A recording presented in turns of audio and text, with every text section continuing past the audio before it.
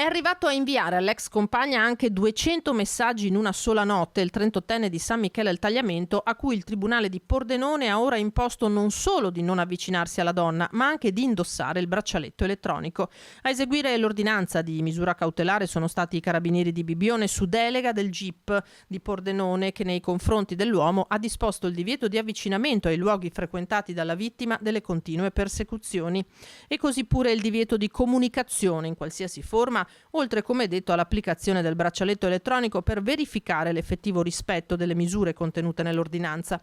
Il 38enne era già stato raggiunto da un ammonimento del questore per stalking, ma questo non l'ha dissuaso dal perseguitare la donna. Centinaia di messaggi e telefonate, pedinamenti, minacce di morte, tanto che a ottobre era scattata la denuncia. I successivi accertamenti hanno permesso di documentare l'escalation di atti persecutori dal dicembre 2024 a oggi, da qui l'aggravamento dei provvedimenti a carico dell'uomo.